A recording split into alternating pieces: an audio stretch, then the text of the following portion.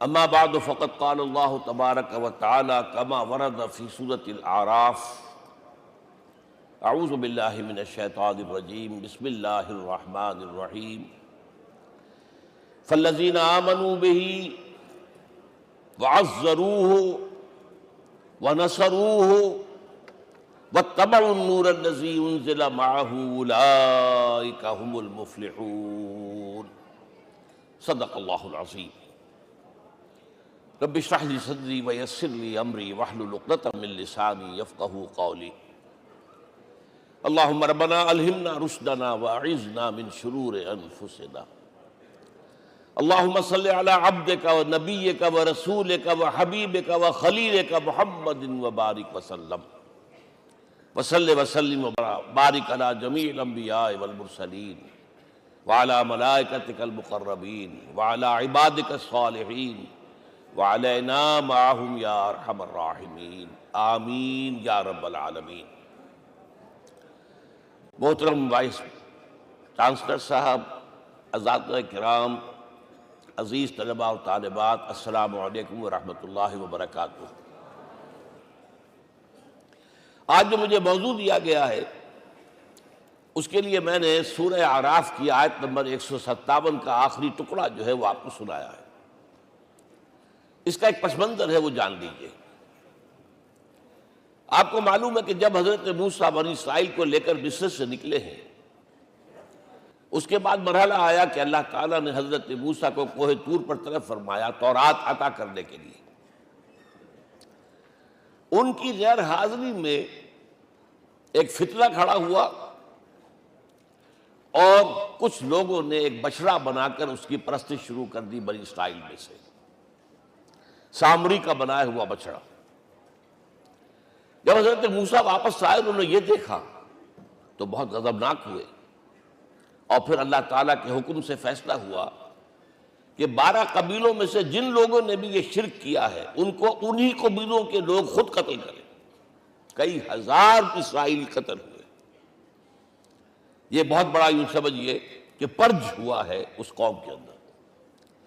اس کے بعد پھر مزید اللہ تعالیٰ کی خدمت میں استغفار کے لیے حضرت موسیٰ علیہ السلام اپنے 70 بڑے بڑے سردار جو تھے 12 قبیلوں کے، ان کو لے کر حاضر ہوئے۔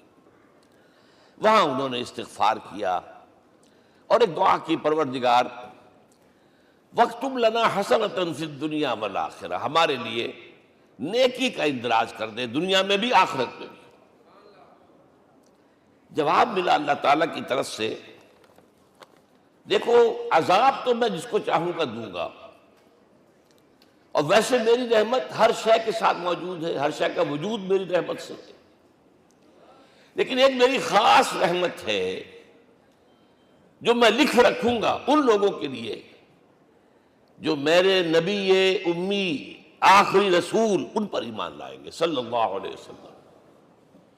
وہ جب آئیں گے اور وہ نیکی کا حکم دیں گے، بدی سے روکیں گے، پاکیزہ چیزوں کو حلال قرار دیں گے، ناپاک چیزوں کو حرام قرار دیں گے، نوع انسانی کے اوپر جو بوجھ تھے جو اس وقت ہوں گے ان کو اتاریں گے۔ وہ جب آئیں گے تو جو لوگ فالذین آمنوا بہ نمبر 1، وعزروہ نمبر 2، ونصروہ نمبر 3، واتبعوا النور الذی انزل معہ اولئک هم المفلحون، جو لوگ ان پر ایمان لائیں گے، ان کی تعظیم اور توقیر کریں گے، ان کی مدد کریں گے، اور جو نور ان کے ساتھ نازل کیا جائے گا یعنی قرآن، اس کی پیروی کریں گے، وہ ہوں گے جو فلاح پانے والے ہوں گے، میری خصوصی رحمت سے حصہ ان کو ملے گا۔ اب یہاں پہلے تو دعا کر لیجئے، اللہم ربنا اجعلنا منہم، اے اللہ ہم سب کو ان میں شامل فرما دے جو تیرے نبی کے ساتھ تعلق کی ان 4 بنیادوں کی شرائط کو پورا کر سکے، تقاضوں کو پورا کر سکے۔ اب ذرا ان میں سے ایک ایک کو لیجئے۔ ایمان جانی پہچانی چیز ہے، ایمان جسے کہتے ہیں، اس کی تشریح میں جانے کی ضرورت نہیں، وقت بھی محدود ہے، لیکن ایک بات سمجھنے کی ہے بہت ضروری۔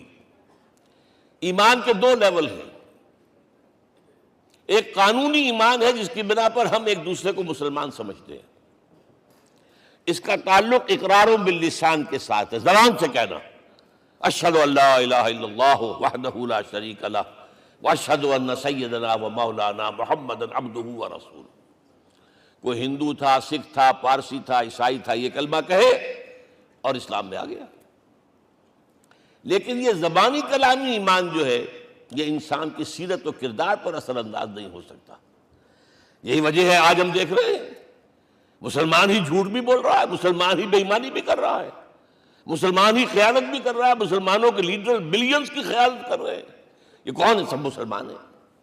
وہ اس کی وجہ کیا ہے کہ ہم صرف قانونی مسلمان ہیں اور ہمارا ایمان قانونی ایمان ہے۔ اس کے لیے اسلام کا لفظ قرآن میں آیا ہے سورہ حجرات میں، قالت الاعراب آمنا قل لم تؤمنوا ولکن قولوا اسلمنا۔ اے نبی، یہ بدو کہہ رہے ہیں ہم ایمان لے آئے، ان سے فرما دیجئے تم ہرگز ایمان نہیں لائے ہو، یوں کہو کہ ہم مسلمان ہو گئے ہیں۔ ولما يدخل الایمان فی قلوبکم، ابھی تک ایمان تمہارے دلوں میں داخل نہیں ہوا۔ بہرحال اللہ کا شکر ہے اس نے ہمیں مسلمانوں میں پیدا کر دیا، ورنہ ہم میں سے کتنے ہوتے اگر کہیں اور پیدا ہو گئے ہوتے تو نعمت اسلام سے بھی ہم بہرہور ہو سکتے، کیا کہہ سکتے۔ اصل ایمان ہے جب وہ دل میں داخل ہو جائے، یقین بن جائے۔ اسی لیے بچپن میں یاد کیا ہوگا ایمان مجمل، آمنت باللہ کما ہوا باسمائہ و صفاتہ وقبلت جمیع احکامہ اقرار باللسان و تصدیق بالقلب۔ جب تصدیق بالقلب ہوگی تو اب اس کے تقاضے جو ہیں عملی پیدا ہوں گے۔ ان تقاضوں میں سے ایک میں 2 حدیثوں کے حوالے سے آپ کے سامنے رکھ رہا ہوں۔ پہلی حدیث حضرت عبداللہ بن عمرو بن العاص رضی اللہ تعالی عنہما سے مروی ہے، لا یؤمن احدکم حتی یکون ہواہ تبعا لما جئت بہ۔ دیکھو تم میں سے کوئی شخص مومن نہیں ہو سکتا جب تک کہ اس کی خواہش نفس تابع نہ ہو جائے اس شریعت کے، اس قانون کے، اس ہدایت کے جو میں لے کر آیا ہوں۔ اگر عملاً تابع نہیں ہوئے تو حقیقتاً مومن نہیں ہو۔ دل میں جھانکو، Do I really believe that Muhammad is the prophet of Allah? Do I really believe that Quran is the word of God? کبھی جھانکیے گا اندر، جواب ملے گا صحیح آپ کو۔ کیا کنوکشن ہے؟ کنوکشن ہو اور پھر حضور کی پیروی نہ ہو، حضور کے احکام کی پابندی نہ ہو، اللہ کے قوانین کی پابندی نہ ہو، کیسے ممکن ہے؟ حضور تو فرماتے ہیں صلی اللہ علیہ وسلم ایک ایسی بد اخلاقی اور کج خلقی پر صرف اسے کوئی گناہ کبیرہ بھی نہیں کہیں گے۔ فرمایا ایک مرتبہ واللہ لا یؤمن، واللہ لا یؤمن، واللہ لا یؤمن، خدا کی قسم فلاں شخص مومن نہیں ہے، خدا کی قسم فلاں شخص مومن نہیں ہے، خدا کی قسم فلاں شخص مومن نہیں۔ صحابہ کانپ گئے، کون بدبخت ہے جس کے بارے میں فرمایا جا رہا؟ پوچھا گیا من یا رسول اللہ؟ جواب سنیے اور اپنے غریب حالوں میں جھانکیے۔ وہ شخص الذی لا یامن جارہ بوائقہ، وہ شخص جس کی شرارتوں کی وجہ سے اس کا پڑوسی چین میں نہیں ہے، امن میں نہیں ہے، وہ مومن نہیں ہے، خدا کی قسم نہیں ہے، خدا کی قسم نہیں ہے۔ کیسے علیحدہ کر لیں گے اس ایمان کو اعمال سے اور ایمان کو اخلاق سے؟ آگے چلیے، وہ جو حدیث حضرت ابو ہریرہ سے، اور یہ متفق علیہ ہے، صرف بخاری کی نہیں ہے، بخاری جمع مسلم۔ لا یؤمن احدکم حتی اکون احب الیہ من والدہ وولدہ والناس اجمعین۔ تم میں سے کوئی شخص مومن نہیں ہو سکتا جب تک کہ میں اسے محبوب تر نہ ہو جاؤں، اپنے باپ سے بھی، اپنے بیٹے سے بھی، اور تمام انسانوں سے۔ جھانک لیجئے دل میں، صورتحال یہ ہے یا نہیں ہے؟ کیوں محبوب ہو جائیں؟ اس لیے کہ آپ کے ذریعے ہدایت ملی ہے، آپ کے ذریعے ہم اللہ سے جڑے ہیں، اور آپ کو معلوم ہے دنیا میں کوئی شاہ ہدایت نہیں، نعمت نہیں ہے جب تک کہ نعمت ہدایت نہ ہو۔ اگر صحت اچھی ہے، ہدایت نہیں ہے، تو بدماشیاں کریں گے، کیا کریں گے؟ آپ کو معلوم ہے صحت اچھی جو ہے کہ جا کے کھپے گی، اگر ہدایت نہیں ہے۔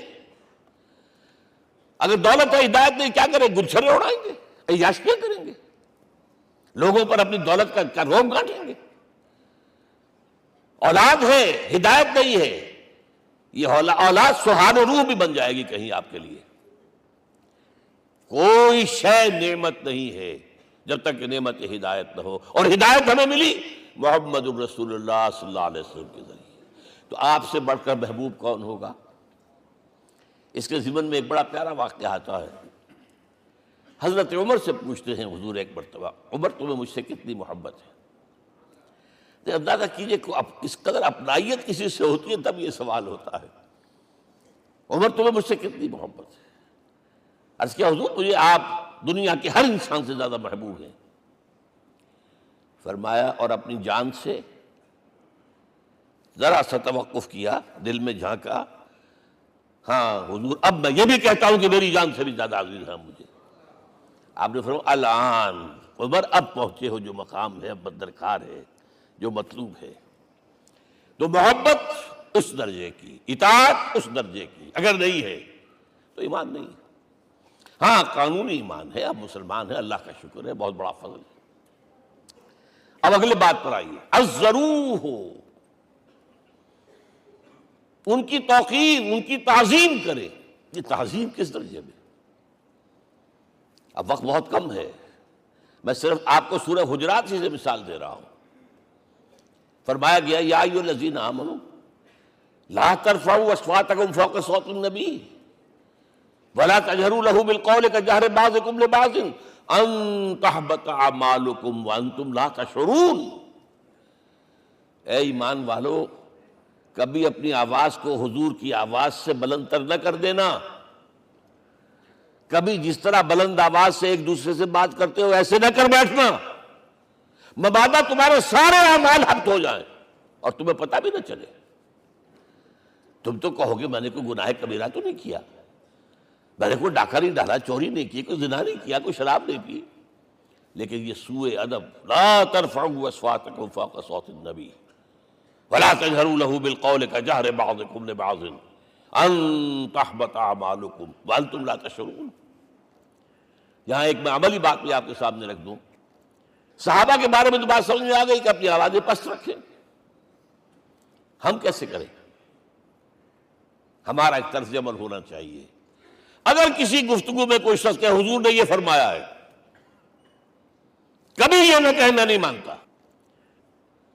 ہاں توقف کر لیں، بھائی میں تحقیق کروں گا کہ واقعی یہ حدیث صحیح ہے یا نہیں ہے، ٹھیک، ضروری نہیں کہ جو کہہ دے مان لیں آپ۔ محدثین نے کتنی محنتیں کر کر کے چھانٹی کی ہے، لہذا یہ، لیکن فوراً اگر آپ لگا نہیں میں نہیں مانتا، یہ عقل کے خلاف ہے، یہ فلاں ہے، یہ وہ ہے، یہ ہے کہ جو آپ سوء ادب کے مرتکب ہو رہے ہیں نبی اکرم صلی اللہ علیہ وسلم کی بارگاہ میں۔ ہاں توقف کریں، غور کریں، تحقیق کریں، معلوم ہو کہ یہ حدیث پختہ نہیں ہے، مستند نہیں ہے، پھر دوسری بات ہے۔ اور یہ جان لیجئے ہمارا جو معاشرہ ہے اس کا ایک قانونی جو ہے احاطہ ہے۔ یہ بھی سورہ حجرات کی پہلی آیت ہے، یا ایھا الذین آمنوا لا تقدموا بین یدی اللہ ورسولہ۔ اللہ اور اس کے رسول کے احکام کا دائرہ ہے، اس کے اندر اندر رہو، باہر نہیں نکل سکتے۔ لیکن اس دائرے کے اندر ایک مرکزی شخصیت جس کی دل آویزی، جس کا حسن سلوک، جس کا حسن کردار، جس کا حسن اخلاق مرکز بن جائے، تمام لوگوں کی جذباتی محبت کا مرکز بن جائے، اگر یہ نہیں ہوگا تو معاشرہ مضبوط نہیں ہوگا۔ محض قانون اور دستور پر معاشرہ مضبوط نہیں ہوتا۔ کسی شخصیت، اب آپ کو معلوم ہے آخر ہندوستان کے معاشرے میں گاندھی کا ایک مقام ہے کہ نہیں ہے؟ آخر یہ سارا معاملہ چل رہا ہے اسی کے گرد کے نہیں؟ ماؤ زے تونگ کے معاملہ ہے ہی کہ نہیں ہے؟ یہ سارا معاملہ دنیا میں عام لوگ کہہ دیتے، ریشنلسٹ لوگ، کہ ان چیزوں کی کیا ضرورت ہے، بھائی قانون دیکھنا چاہیے، دستور دیکھنا چاہیے، حکم دیکھنا نہیں۔ بھائی جذباتی وابستگی، کہ ایک ہستی تو ایسی ہو کہ جس کے کچھ کہنے پر فوراً زبانیں بند ہو جائیں۔ اور اس کا نقشہ میں سعودی عرب میں دیکھتا ہوں، اگر وہاں کے دو بدو لڑ رہے ہوں سخت اور ایک دوسرے کو کھانے کو دوڑ رہے ہوں، کوئی شخص کہتے صلی علی النبی، فوراً خاموش۔ معلوم ہوتا ہے آگ کے اوپر کسی نے پانی ڈال دیا، خاموش، صلی علی النبی، صرف یہ کہنے سے۔ یہ جذباتی وابستگی اگر محمد سے نہیں ہے صلی اللہ علیہ وسلم تو آپ کا معاشرہ کبھی مضبوط نہیں ہوگا۔ یہ مرکزی شخصیت، یہ مرکز ہے۔ اسی لیے ان کے احترام کا یہ درجہ ہے، کیونکہ اس سے کیا ہوگا؟ تمہارا شیرازہ بکھر جائے گا۔ اگر ان کے ساتھ جذباتی محبت نہیں ہوگی تمہارا شیرازہ بکھر جائے گا۔ یہ آیا معاملہ۔ اب میں آپ کو بتانا چاہتا ہوں تہذیب ہمارے ہاں اصل میں بدقسمتی سے ہم سیرت کی تقریریں کرتے ہیں، حضور کی عظمت بیان کرنے کی کوشش کرتے ہیں۔ کچھ لوگ تو خیر حضور کی زلفیں ہیں، حضور کی آنکھیں ہیں، حضور کی کملی ہے، حضور کا سایہ نہیں تھا وغیرہ، یہ باتیں اپنی جگہ ہیں، ہر چیز ٹھیک ہے، لیکن یہ جان لیجئے حضور کی اصل عظمت ایک نبی اور رسول کی حیثیت سے ہے، اور وہ شے وہ ہے جہاں جبرائیل کے بھی پر جل رہے ہیں، اس کی حقیقت کون جانتا ہے؟ میں ایک مثال دے رہا ہوں آپ کو کہ حضور 100 میں مثال رکھا کرتے تھے۔ آج روزہ رکھا، شام کو افطار نہیں کیا، وہ رات کو چل رہا ہے روزہ، اگلے روز پھر وہ کنٹینیو کر رہا ہے شام تک، 2 دن کا 100 میں مثال، 3 دن کا بھی رکھتے تھے۔ صحابہ نے اجازت چاہی، حضور ہمیں بھی اجازت دے دیں، نہیں، آج کے حضور آپ تو رکھتے ہیں، ہمیں منع کرتے ہیں۔ اب سنیے، ایکم مثلی، تمہیں سے کون ہے مجھ جیسا؟ ابھی تو عند ربی، میں تو اپنے رب کے پاس رات گزارتا ہوں، ہوا یطعمنی ویسقین، وہ مجھے کھلاتا اور پلاتا ہے۔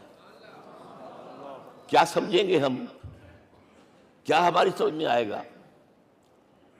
یہ معاملہ نبوت کے جو اسرار و رموز ہیں، ان کا جو مقام اور مرتبہ ہے، وہ کوئی نبی پہچان سکتا، غیر نبی تو پہچان ہی نہیں سکتا۔ ایک ڈاکٹر کا کیا مقام ہے اپنے فن میں؟ وہ کوئی ڈاکٹر ہی سمجھ سکے گا نا، غیر ڈاکٹر کہاں سمجھے گا؟ اور حقیقت میں وہی سمجھے گا جو اس سے بھی اوپر کا ڈاکٹر ہے، نیچے والا تو نہیں سمجھ سکتا۔ جو کمتر ہے وہ تو صرف اوپر دیکھے گا، اللہ اللہ خیر صلی اللہ، جو اوپر ہے اور ظاہر ہے محمد سے اوپر کوئی نہیں صلی اللہ علیہ وسلم۔ یہی وجہ ہے، دیکھیے شیخ سعدی کو کیا کہنا پڑا، یا صاحب الجمال و یا سید البشر من وجهك المرير لقد نور القمر لا يمكن الثناء كما كان حقه بعد خدا بزرگ توئی قصہ مختصر۔ اے محمد صلی اللہ علیہ وسلم، آپ کی ثنا جیسے کہ حق ہے ہو ہی نہیں سکتی۔ غالب اس سے بھی آگے گیا ہے، میں بات ابھی آپ کو سناتا ہوں شعر اس کا۔ آپ کی ثنا کا حق ادا ہو ہی نہیں سکتا، بس ہم یہ جانتے ہیں اللہ کے بعد آپ کا مقام۔ غالب جو آگے گیا ہے کہتا ہے، غالب ثنائے خواجہ بیزداں گزاشتیم کہاں ذات پاک مرتبہ دان محمد است۔ اے غالب ہم نے تو حضور کی ثنا تو اللہ کے حوالے کر دی ہے، اس لیے کہ وہی ذات پاک جانتا ہے مرتبہ محمد کا کیا ہے صلی اللہ علیہ وسلم۔ ہم بیان کرنے کی کوشش کریں گے تو توہین کر بیٹھیں گے۔ ایک لطیفہ ہے، ایک بیچارہ کوئی دیہاتی کہیں پھنسا ہوا تھا کسی جگہ، تھکا ہوا چل رہا تھا، ڈپٹی کمشنر صاحب جا رہے تھے، کار میں بٹھا لیا۔ اب اس نے کہا، پتر تینوں اللہ پٹواری کرے۔ اب اس غریب کے جو ہے اس کے ذہن میں تو پٹواری سے اوپر تو کچھ ہے ہی نہیں، اس کے قلم سے جو ہے ادھر کا انتقال ادھر ہو گیا، ادھر کی ادھر چلی گئی۔ تو ڈی سی کو وہ تعریف کر رہا ہے اپنے سمجھ کے مطابق، پٹواری کرے تو ہم کہیں پٹواری والا معاملہ نہ کریں۔ ہاں ایک پہلو ایسا ہے جس کے حوالے سے حضور کی عظمت ہماری سمجھ میں آئے گی۔ حضور ایک انسان کی حیثیت سے کیا تھے، ایک باپ کی حیثیت سے آپ کا کیا طرز عمل تھا۔ ذرا یاد کیجئے، جگر گوشہ رسول حضرت فاطمہ بطول رضی اللہ تعالیٰ عنہ وہ حاضر ہوتی، ابا جان دیکھیے چکی پیس پیس کر یہ گھٹے پڑ گئے میرے ہاتھ میں، یہ کنویں سے پانی لاتی ہوں، مشکیزیں کہ یہاں پر بندیاں پڑ گئی۔ حضور اب تو عام لوگوں پر بھی آسانیاں ہیں، لوگوں کے ہاں غلام آ گئے ہیں، کنیزیں آ گئی ہیں، مال و دولت آ گئی ہے، مجھے بھی کوئی غلام کنیز عطا ہو جائے۔ اور آپ کو معلوم ہے یہ لخت جگر نور چشم محمد کی سب سے پیاری بیٹی صلی اللہ علیہ وسلم، کوئی شک نہیں اس میں، فاطمہ، کیا بیتی ہوگی حضور کے قلب پر۔ لیکن فرمایا کیا بیٹی، یہ دنیا کی چیزیں ہماری لیے نہیں ہیں. میں تمہیں اس سے بہتر شے دیتا ہوں. تسبیح فاطمہ ہر نماز کے بعد 33 مرتبہ سبحان اللہ، 33 مرتبہ الحمدللہ، 33 مرتبہ اللہ اکبر کہہ لیا کرو. لیکن سوچ لیجئے دل پر کیا گزری ہوگی صلی اللہ علیہ وسلم. حضرت عائشہ سے پوچھئے، حضرت خدیجہ سے پوچھئے حضور کیسے شوہر تھے. آپ سے زیادہ خواتین کے حق میں نرم، گھر کے کام کا جھاڑو دے رہے ہیں، کپڑے جو ہیں بوسیدہ انہیں سی رہے، گھر میں بیٹھے ہوئے یہ کام کرتے تھے. بہرحال ایک بات میں آپ سے عرض کروں، آپ انسان کی جس حیثیت کا بھی ذہن میں تصور کریں گے وہ ساری حیثیتیں محمد میں موجود ہیں صلی اللہ علیہ وسلم. محمد حاکم کی حیثیت سے بھی ہیں، محمد سب سالار کی حیثیت سے بھی ہیں، محمد قاضی القضات بھی ہیں، محمد ہیڈ آف دی اسٹیٹ بھی ہیں، محمد بیویوں والے بھی ہیں، اولاد والے بھی ہیں، محمد 5 وقتہ امام بھی ہیں، جمعے کے خطیب بھی ہیں، مدرس قرآن بھی ہیں، مربی بھی ہیں، مزکی بھی ہیں، اور ہر میدان میں بلند ترین مقام. کوئی ایسی جامع شخصیت ملے گی؟ ہمارے ہاں تو حال یہ ہے کہ جو خطیب صاحب ہوتے ہیں وہ 5 وقتہ نماز کیسے پڑھا سکتے ہیں؟ ان کا تو اونچا مقام ہے. 5 وقتہ نماز کے لیے تو علیحدہ چاہیے امام آپ کو. اور وہاں بھی ایک امام سینئر ہوگا، وہ عشاء مغرب اور فجر پڑھائے گا، ایک جونیئر ہوگا بیچارہ، وہ جو خاموش نماز ہے وہ پڑھائے گا. 5 وقتہ نماز پڑھا رہے ہیں محمد صلی اللہ علیہ وسلم، اور خطیب بھی وہی ہے، مربی بھی وہی ہے، مزکی بھی وہی ہے. ہمارے ہاں جو لوگ تزکیہ نفس کے میدان میں ہیں وہ پھر جماعت کبھی نہیں کراتے. کبھی نہیں دیکھا ہوگا آپ نے کسی صاحب کو کراتے ہوئے. یہ جامعیت جو ہے، جامعیت کبریٰ. میں صرف ایک بات کہا کرتا ہوں، ایک اعتبار سے حضور کا اسوہ نامکمل ہے. آپ مجھے سوء ادب کا مرتکب نہ قرار دے دیں. اسوہ کیا ہے؟ عورت کے لیے اس کی اپنی نسوانی زندگی کے لیے اسوہ آپ میں نہیں ہے. آخر نصف انسانیت ہے، اسے بھی اسوہ چاہیے. یہ ہے جس کی وجہ سے حضور نے شادیاں کی ہیں زیادہ.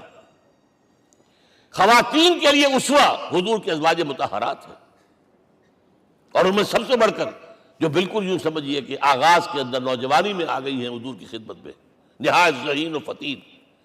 انہوں نے پھر عورت کی زندگی کے لیے حضور کا جو طرز عمل تھا وہ انہوں نے بیان کیا نا. اس لیے سورہ احزاب کے اندر اس کا تذکرہ ہے، جہاں یہ آتا ہے لقد کان لکم فی رسول اللہ اسوۃ حسنہ، وہیں پر یا نساء النبی لستن کاحد من النساء، اے نبی کی بیویوں تم عام عورتوں کے مانند نہیں ہو، تمہیں تو اسوہ بننا ہے امت کے لیے. اب اس سے اگلا قدم میں بڑھا رہا ہوں آگے، اور اس کے ساتھ جڑ جائے گی تیسری بات. تیسری بات کیا ہے؟ وَنَصَرُوهُ، اس کی مدد کریں صلی اللہ علیہ وسلم. پہلی بات تو یہ نوٹ کیجئے، حضور انتہائی غیور انسان تھے، انتہائی غیور. یہ کہا جاتا ہے کہ اگر حضور گھوڑے اس میں سوار ہوتے تھے اونٹ پر اور آپ کا کوڑا نیچے گر گیا تو آپ یہ کسی سے نہیں کہتے تھے کہ ذرا یہ میرا کوڑا مجھے پکڑا دینا. یہ بھی گوارا نہیں تھا. آپ اونٹ بٹھا کر نیچے اتر کر اپنا کوڑا خود اٹھاتے تھے. کسی سے اپنے ذاتی کام کے لیے کوئی مدد مانگنا امکان ہی نہیں. بلکہ ایک واقعہ تو وہ ہے جب بھی میں تذکرہ کرتا ہوں میری آنکھوں میں آنسو آ جاتے ہیں. یہ ہجرت کے وقت کا واقعہ ہے. آپ کو معلوم ہے حضور نے تمام مسلمانوں کو مکے سے جانے کی اجازت دے دی، چلے جاؤ مدینے، چلے جاؤ مدینے. آپ خود تھے موجود، اس لیے کہ رسول اپنے مقام کو نہیں چھوڑ سکتا وداؤٹ ایکسپریس پرمیشن فرام اللہ سبحانہ وتعالی. اب حضرت ابوبکر پوچھ رہے ہیں حضور اجازت آ گئی؟ نہیں آئی. آ گئی؟ نہیں آئی. دن گزر رہے ہیں. حضرت عائشہ کی روایت ہے کہ ایک روز ہم نے دیکھا دوپہر کے وقت آ رہے ہیں حضور، کپڑے سے اپنا سر جو ہے ڈھانپا ہوا ہے. عرب میں دوپہر کے وقت وزٹ کرنا جو ہے یہ ان کے خلاف دستور ہے، ان کی تہذیب کے خلاف. یہ قیلولے کا وقت ہوتا. تو حیران ہوئے. آتے ہی فرمایا ابوبکر ہجرت کی اجازت ہو گئی. اب انتہائی خوشی سے اور بڑی امید میں کہ بڑی شاباش ملے گی، حضرت ابوبکر فرماتے ہیں، عرض کرتے ہیں حضور میں نے 2 اونٹنیاں تیار کر رکھی ہیں، خوب کھلا پلا کے انہیں فرما کیا ہوا ہے، یہ ہجرت میں ہمارے کام آئے گی۔ حضور تھوڑا سا توقع فرماتے ہیں، پھر کہتے ہیں اچھا ٹھیک ہے، ایک میں استعمال کروں گا لیکن میں اس کی قیمت ادا کروں گا۔ حضرت ابوبکر رو پڑے، حضور مجھ سے یہ مغایرت، سائے کے تناب کے ساتھ رہنے والا، اس سے یہ مغایرت، ذرا سے اشارے پر اپنی کم سن بیٹی پیش کر دی نکاح کے اندر، اس سے یہ مغایرت، رو پڑے۔ لیکن حضور کی اپنی غیرت تھی، میں قیمت دوں گا۔ اب بتائیے مدد کا کے لیے درکار تھی؟ مدد تھی ان کے مشن کے لیے۔ مشن 2 حصوں میں تھا، اس کو جانیے، آج کچھ علمی باتیں آ رہی ہیں۔ حضور کے مشن کے 2 حصے، ایک ابتدائی جو تمام انبیاء اور رسول کا تھا، ایک تکمیلی جو صرف محمد کا صلی اللہ علیہ وسلم۔ ابتدائی کیا ہے؟ اللہ کی طرف دعوت، تبلیغ، جو دعوت قبول کر لیں ان کے لیے بشارت، بشیر کہ تمہارے لیے آخرت میں جنت ہے، نعمتیں ہیں، رد کر دیں ان کے لیے نذیر، خبردار کرنے والے، جہنم کے لیے تیاری کر لو، داعی اللہ، اللہ کی طرف بلانے والے، سراجا منیرا، روشنی کے چراغ۔ یہ حیثیتیں مشترک ہے تمام انبیاء کرام۔ تمام انبیاء بشیر بھی تھے، نذیر بھی تھے، داعی بھی تھے، سراج منیر بھی تھے، اگرچہ ان تمام حیثیتوں میں بھی حضور کا سب سے اونچا مقام علیحدہ نمایاں ہے، لیکن حیثیتیں بنیادی طور پر مشترک۔ ایک حیثیت تکمیلی، اور وہ کیا ہے؟ اے نبی، جو دین آپ کو دیا گیا ہے صرف تبلیغ نہیں، صرف تعلیم نہیں، اس کو قائم کر کے دکھاؤ نظام زندگی کی حیثیت سے۔ 3 مرتبہ قرآن میں یہ الفاظ حضور کے لیے آئے ہیں، هو الذی ارسل رسولہ بالہدی ودین الحق لیظہرہ علی الدین کلہ۔ 3 دفعہ سورہ توبہ میں یہ الفاظ آئے، سورہ صف میں یہ الفاظ آئے، سورہ فتح میں یہ الفاظ آئے۔ وہی اللہ جس نے بھیجا ہے اپنے رسول کو صلی اللہ علیہ وسلم، الہدا، قرآن حکیم، ہدایت کاملہ، اور نمبر 2 دین حق۔ یہ 2 چیزیں دے کر بھیجا، کس لیے؟ تاکہ اس دین کو غالب کرے پورے نظام زندگی پر۔ یہ معاملہ ذرا سوچئے، اور یہ حضور کے لیے 3 دفعہ، اور کسی اور نبی کے لیے 1 دفعہ بھی نہیں۔ قرآن مجید کے اس نقطے کو ذہن نشین کر لیجیے۔ اصل میں یہ کیا ہے؟ اسے ہم یوں کہیں گے، ایک ہے نبوت و رسالت، ایک ہے تکمیل نبوت و رسالت۔ ہمارے ہاں ختم نبوت کے اوپر تو زور دیا گیا ہے، اور صحیح دیا گیا ہے، ایمان کا ہمارا جز ہے۔ حضور کے بعد کسی نے بھی دعویٰ کیا نبوت کا، وہ جھوٹا، کذاب، دجال۔ جس نے مانا وہ بہرحال دائرہ اسلام سے خارج ہے، اور جو بھی کچھ ہوا کرے وہ۔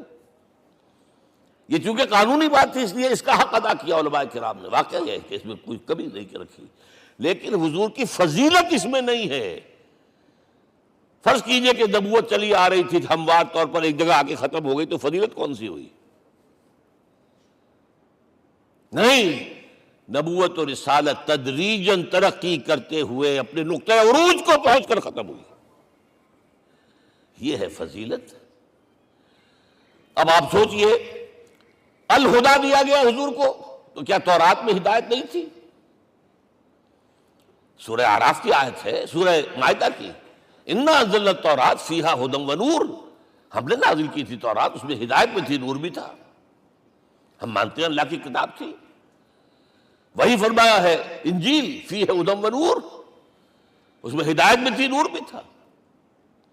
پھر یہ الہدا قرآن آیا، یہ کیا ہے؟ ہدایت نے درجہ بدرجہ ترقی کرتے ہوئے قرآن میں آ کر کامل ہو گئی، ہدایت کامل۔ وجہ کیا ہے؟ انسان کا شعور بھی تو درجہ بدرجہ بڑھا ہے. ایک وقت تھا ہمارا بچپن تھا، فکر کے اعتبار سے، سوچ کے اعتبار سے، علم کے اعتبار سے. ہمارے آباء و اجداد کبھی جو رہتے تھے غاروں کے اندر یا کبھی آئے ہیں تو کیا تھا ان کے پاس. اب اس وقت جو ہے کسی کو آپ پرائمری کے بچے کو پی ایچ ڈی ڈاکٹر رکھ دیجئے ٹیوٹر، تو کیا پڑھائے گا تو وہی جو پرائمری کا بچہ سمجھ سکے. لہذا وہ جو کہا گیا تھا آدم کو اس زمین کی خلافت دیتے، فَإِمَّا يَأْتِيَنَّكُم مِّنِّي هُدًى فَمَن تَبِعَ هُدَايَ فَلَا خَوْفٌ عَلَيْهِمْ وَلَا هُمْ يَحْزَنُونَ. یہ ہدایت رفتہ رفتہ آئے گی. اور یہ بات جان دیجئے، پروفیسر ڈاکٹر محمد شریف نے جو کتاب لکھی ہے فلسفے کی تاریخ پر، اس میں بتایا ہے کہ 1200 برس انسانی تاریخ کے بہت ہی پروڈکٹیو ہے فلسفیانہ فکر کے لیے. From 600 BC to 600 AD 1200 years سارے فلسفے اسی میں پیدا ہوئے. سقراط، مختار، افلاطون اور یہ سب نکل گیا، کنفیوشس بھی آ گیا، تاؤ بھی آ گیا، اور بدھ بھی آ گیا، جین بھی آ گیا، سب آ گئے. گویا کہ انسان جب کچھ سوچ سکتا تھا، جتنا سوچ سکتا تھا سوچ چکا. اور یہ بھی سنا دوں، حضرت عیسیٰ نے کہا تھا اپنے حواریوں سے، ڈپارٹنگ جو میسج تھا، مجھے ابھی تم سے اور بھی بہت باتیں کرنی تھی لیکن تم ان کا تحمل نہیں کر سکو گے. جب وہ فارقلیت آئے گا صلی اللہ علیہ وسلم تو تمہیں سب کچھ بتائے گا.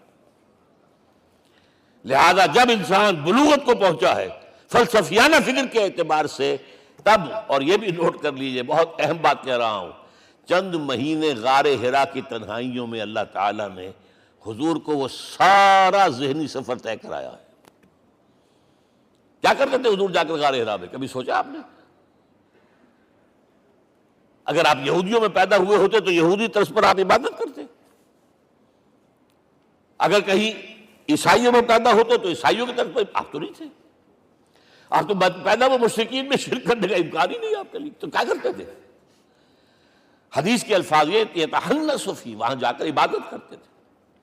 اب شارحین حدیث نے بہت عمدہ لکھا ہے، کانا صفت تعبدہ فی غار حرا التفکر والاعتبار. غار حرا میں آپ کی عبادت فکر، غور و فکر، تفکر و اعتبار، جس کی میں تعبیر یہ کر رہا ہوں، جس کو کہا کبھی اکبر الہ آبادی نے، خدا کے کام دیکھو بعد کیا ہے اور کیا پہلے. نظر آتا ہے مجھ کو بدر سے غار حرا پہلے. تم غار حرا کو نہیں جانتے. مصطفیٰ اندر حرا خلوت گزید، قوم آئین و حکومت آفرید. The most productive part of the period life of Muhammad is that which he passed in غار حرا. فکر کی ساری جو ہیں بلندیاں طے کی، تب آیا ہے اقرا بسم ربک. اب اللہ کا الہدا شروع ہوا ہے. اچھا، اسی طرح نمبر 2، دین حق مکمل ہوا ہے.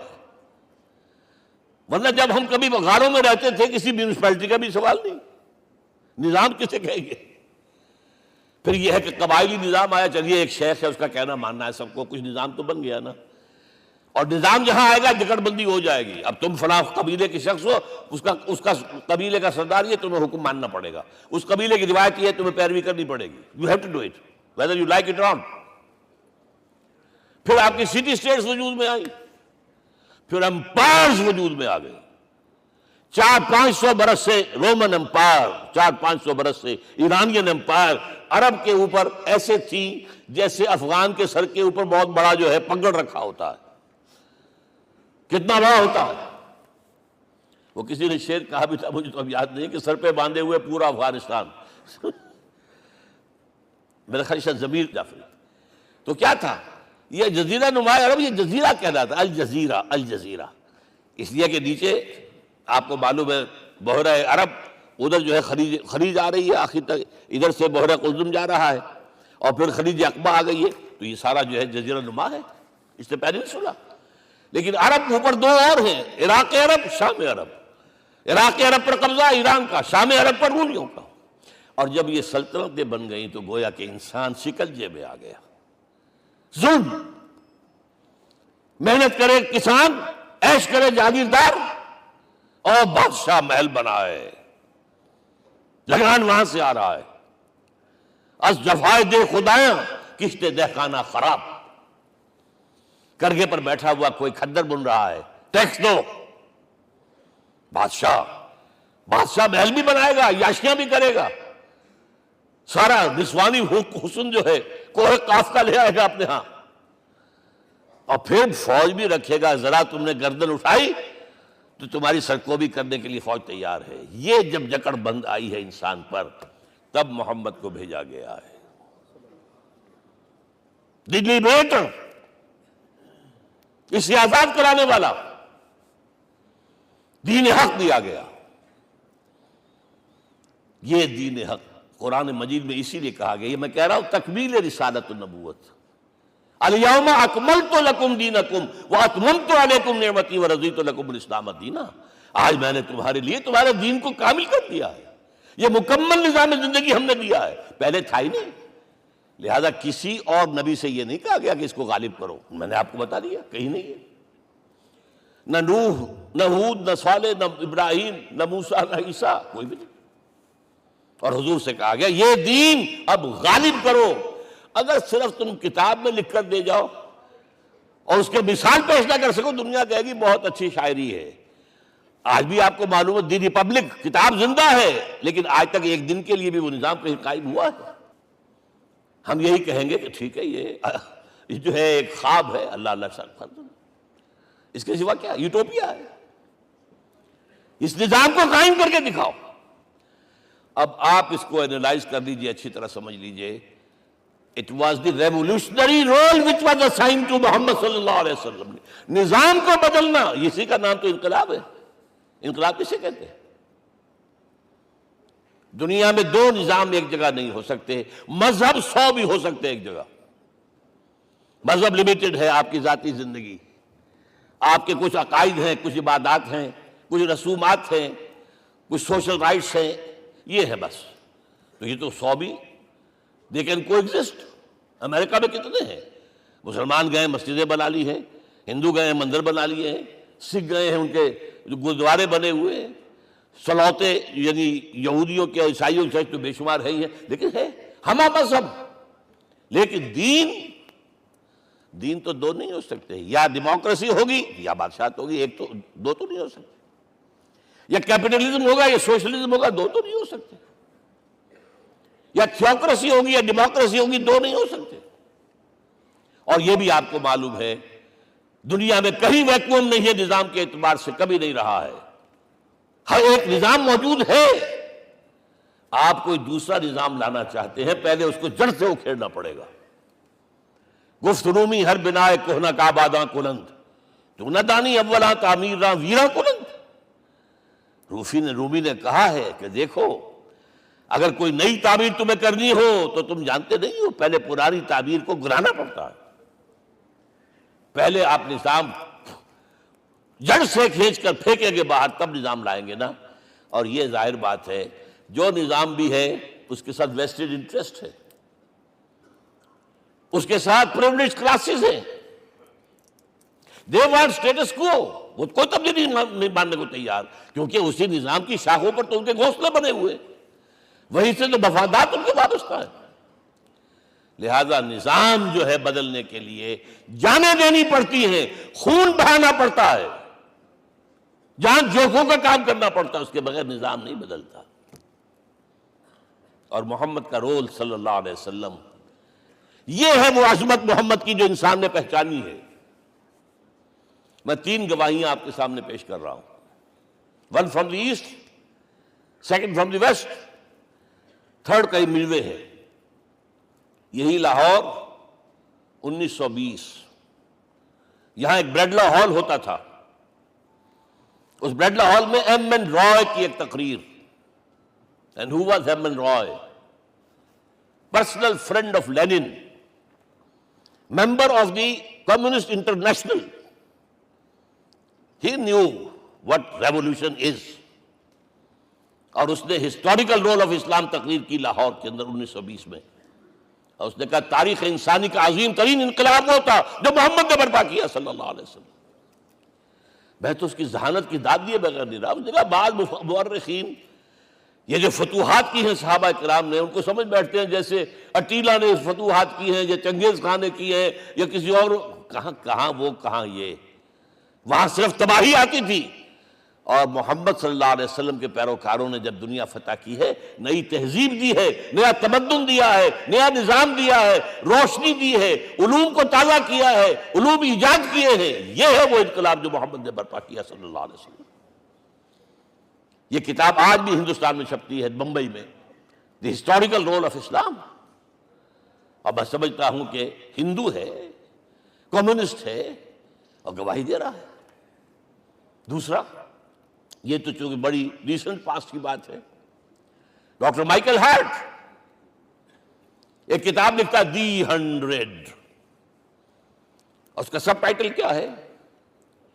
A selection and gradation of the 100 most influential personalities of the human race, human history. پوری انسانی نسل میں سے ان لوگوں کو چن لو جنہوں نے اس کی تاریخ کے دھارے کے رخ کو موڑا ہو۔ ادھر جا رہا تھا ادھر کر دیا، ادھر جا رہا تھا ادھر کر دیا۔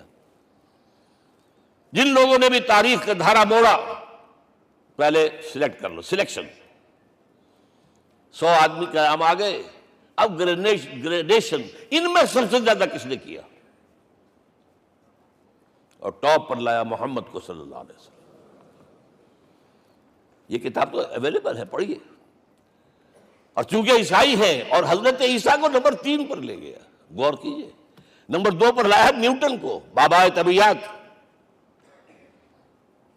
اب پھر کہتا ہے naturally I owe an explanation, میں عیسائی ہوتے ہوئے I am placing Muhammad at one at top, how? This is because, یہ لفظ یاد کیجئے، this is because he is the only person, the only person supremely successful in both the religious and secular fields۔ ذہانت، وہ زندگی جو آج تقسیم کر دی گئی ہے، یہ مذہبی زندگی ہے، یہ سیکولر ہے، یہ ریاست ہے، قانون ہے، یہ ہے وہ، اس کو علیحدہ رکھو بھائی، مذہب کو علیحدہ رکھو۔ وہ کہتے ہیں کہ یا تو مجھے ملتا ہے کہ وہ آدمی جو ادھر اونچا ہے تو دوسری طرف نیچا ہے، کچھ بھی نہیں، ادھر اونچا ہے تو ادھر کچھ نہیں۔ روحانیت میں، دین میں، اخلاق میں عیسیٰ سے اوپر کون جائے گا؟ لیکن حکومت میں، ریاست میں کوئی قدم ہی نہیں رکھا، زیرو۔ مذہب کتنا بڑا پیدا کر دیا گوتم بدھ نے، لیکن ریاست، حکومت زیرو۔ اور بڑے سے بڑے جو ہیں شہنشاہ اور بڑے سے بڑے کانکرس، کوئی چلا آیا ہے، آپ سوچئے جو گریک آ رہا ہے، جو سکندر اعظم کہاں سے چل کر مقدونیہ سے کہاں پہنچ گیا؟ بیاس تک۔ اٹیلا کہاں سے پہنچ گیا؟ مشرق سے مغرب تک۔ لیکن مذہب و اخلاق کے اندر زیرو نہیں بلکہ مائنس ویلیو لانی پڑے گی۔ ایک ہی انسان ہے، آپ کم سے کم give credit to his honesty, ایک ہی انسان، دو ہے ہی نہیں۔ He is the only person supremely successful in both the religious and the secular fields. اب آئیے تیسری میں گواہی دے رہا ہوں ایک ایسے شخص کی جو ویسے شاتم رسول ہے، گالیاں دی ہیں اس نے، بدترین گالیاں دی ہیں، رقیق حملے کی، جیسے رشدی نے کیے ہیں، ایسے تسلیمہ نسرین نے کیے ہیں، سب اس طرح کے کیے ہیں۔ وہ ایچ جی ویلز ہے، فکشن سٹوری رائٹر، ہسٹورین بھی ہے، 2 کتابیں ہیں اس کی تاریخ پر، تاریخ انسانی عالم، short history of the world and concise history of the world. جو رقیق حملے کیے ہیں میں اس کا ذکر نہیں اس لیے کر دیا کہ معلوم ہے وہ دشمن ہے، دوست نہیں ہے۔ اگر کسی کا دوست ہوگا تو تعریف کرے گا، وہ دشمن ہے، میں اسٹیبلش کرنا چاہتا ہوں، ہی از انیمی۔ اور عربی زبان کا ایک مقولہ یہ ہے کہ الفضل ما شہدت بہ الاعداء، فضیلت تو وہ ہوتی ہے جس کی گواہی دشمن دے۔ جب وہ آیا ہے concise history of the world میں، چیپٹر آخری حضور کا، جو حضور کے چیپٹر میں جو آخری بات خطبہ حجۃ الوداع کو کوٹ کیا ہے، لا فضل لعربی علی عجمی ولا لعجمی علی عربی ولا لأحمر علی اسود ولا لأسود علی احمر الا بالتقوی۔ کسی عرب کو کسی عجمی پر کوئی فضیلت نہیں، کسی عجمی کو کسی عرب پر کوئی فضیلت نہیں، کسی گولے کو کسی کارے پر کوئی فضیلت نہیں، اور کسی کالے کو کسی گورے پر کوئی فضیلت نہیں، ہاں تقوی کے ساتھ فضیلت ہے۔ اب ذرا میرا ایک ایک لفظ نوٹ کیجئے، کیا لکھتا ہے اس پر؟ Although the sermons of human freedom, fraternity and equality were said before also. And we find a lot of these sermons in Jesus of Nazareth. مسیح ناصری حضرت عیسیٰ علیہ السلام کے ہاں بھی واعظ تو ہمیں بہت ملتے ہیں.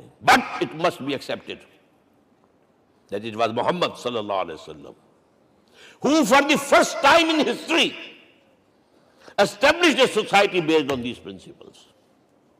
انسانی حریت، اخوت، مساوات، اس کے واعظ کہنے تو بہت آسان ہے، تقریریں کرنی تو بہت آسان ہے، لیکن ان ویلیوز کو باقاعدہ اسٹیبلش کرنا ایک سوسائٹی میں ماننا پڑتا ہے. یہ اسے دینا پڑا ہے کریڈٹ جو بھی ہے. لیکن ایک بات نوٹ کر لیں، مبادہ کہیں آپ میرے بارے میں سوء ظن ہو جائے، تازہ ایڈیشن جو اب اویلیبل ہے اس میں سے یہ نکال دیے گئے ہیں. آج کے جو ان کے ایڈیٹرز ہیں ان کے حلق سے نیچے نہیں اتر رہے. اتنی بڑی حقیقت. آپ پنجاب لائبریری یا پبلک لائبریری سے جا کے پرانا ایڈیشن لیجئے، کنسائزز آف دی ورلڈ کے اندر آپ کو یہ الفاظ مل جائیں گے. Although the sermons of human fraternity, freedom and equality were said before also, and we have a lot of these sermons in Jesus of Nazareth, but it must be accepted that it was Muhammad sallallahu alaihi wasallam who for the first time in history established a society based on these principles. اب یہ جو mission میں نے آپ کے سامنے رکھا، ایک بنیادی مشن قرآن کی تبلیغ کرو، تبلیغ کرو، تبلیغ کرو، تبلیغ کرو. یا ایھا رسول بلغ ما انزل الیک من ربک وان لم تفعل فما بلغت رسالتہ. نمبر 2، جو دین حق دیا اسے غالب کرو، قائم کرو، نافذ کرو، اس کی مثال پیش کرو دنیا کے سامنے. ان دونوں میں مدد درکار تھی محمد الرسول اللہ کو. جیسے حضرت مسیح نے کہا تھا، وَإِذْ قَالَ عِيسَىٰ ابْنُ مَرْيَمَ لِلْحَوَارِيِّينَ مَنْ أَنصَارِي إِلَى اللَّهِ، کون ہے میرا مددگار اللہ کی راہ میں. جیسے کہ اللہ فرماتے سورہ حدید میں، بڑی پیاری آیت ہے، بڑی ریولوشنری آیت ہے، بلکہ میں لفظ استعمال، بڑی ننگی انقلابی آیت ہے قرآن مجید کی. اتنا صاف اللہ تعالیٰ ہی سچ بول سکتا ہے، کوئی اور تو ضرور کہیں نہ کہیں اس کے اوپر کوئی کپڑا ڈال کے بات کرے گا. آیت نمبر 25 آف سورۃ الحدید، لقد ارسلنا رسلنا بالبینات، ہم نے اپنے رسولوں کو بھیجا واضح نشانیوں کے ساتھ، معجزات کے ساتھ. وانزلنا معهم الکتاب والمیزان، ان کے ساتھ کتاب اتاری، شریعت اتاری، میزان اتاری، نظام اتارا. لِيَقُومَ النَّاسُ بِالْقِسْطِ، تاکہ لوگ عدل پر قائم ہوں. اس لیے کتاب کیوں بھیجی، رسول کیوں بھیجے، نبی کیوں بھیجے، وحی کیوں بھیجی؟ تاکہ لوگ عدل پر قائم ہوں. یہ اس سے بڑی آیت کوئی ہوگی؟ عدل اجتماعی، سوشل جسٹس. اب اگلا ٹکڑا پڑھیے، وَأَنزَلْنَا الْحَدِيدَ، ہم نے لوہا بھی اتارا ہے، فِيهِ بَأْسٌ شَدِيدٌ، اس سے اسلحہ بنتا ہے، جنگی قوت ہے. وَلِيَعْلَمَ اللَّهُ مَن يَنصُرُهُ وَرُسُلَهُ بِالْغَيْبِ، اور اللہ دیکھ لینا چاہتا ہے کون ہے اس کے وفادار بندے جو لوہے کی طاقت کو ہاتھ میں لے کر اللہ اور اس کے رسول کی مدد کرتے ہیں. دین اللہ کا، اسے قائم کرنا اللہ کی مدد ہے، اسے قائم کرنا محمد کا فرض ہے، اس کے جد و جہد کرنا محمد کی مدد ہے صلی اللہ علیہ وسلم. یہ تھی نصرت. اور یہ نصرت آپ کو معلوم ہے حضور کی زندگی میں صحابہ نے کرام نے کی ہے کہ نہیں کی؟ جو شخص ایمان لایا فوراً داعی بن گیا، فوراً. ابو بکر ایمان لائے، اور 6 جو ہیں عشرہ مبشرہ میں سے چوٹی کے صحابہ، وہ ان کی دعوت پر ایمان لائے. سعد ابن ابی وقاص، طلحہ، زبیر، عثمان، سعید ابن زید، یہ سب کون ہیں؟ حضرت ابو بکر کی دعوت. نوجوان ہیں. مصعب بن عمیر کو گھر سے نکال دیا چچا نے، اور بڑا کر کے نکالا ہے کم وقت نے، اس لیے کہ باپ مر گیا تھا، بہت دولت چھوڑ گیا تھا. ماں نے بڑے ناز و نام میں پالا تھا. کہتے ہیں 200 درہم کا جوڑا اس کا بن کر آتا تھا شام سے. جیسے کبھی ہم کہتے تھے کہ پنڈت نہرو کے کپڑے جو ہے پیرس سے سل کر آتے ہیں. اور جہاں سے گزر جاتا تھا مصعب، اتنا اس نے لگایا ہوتا تھا عطر کہ پوری گلی جو ہے وہ خوشبو سے جو ہے بھر جاتی تھی. چچا نے بلایا، تم جو یہ گلچھرے کر رہے ہو اپنے باپ کی دولت پر نہ، اور تم اسے کہتے ہو کافر، نکل جاؤ گھر سے. وہ چلنے لگے. He was a ten ager. چلنے لگے. وہ سمجھا تھا کہ میرے یہ کہنے سے اس کے تو اس کو تارے نظر آ جائیں گے, یہ فوراً جو ہے توبہ کرے گا, پلٹ آئے گا. چلنے لگے تو اسے اور غصہ آیا, یہ کپڑے بھی اسی باپ کے ہیں, اتارو.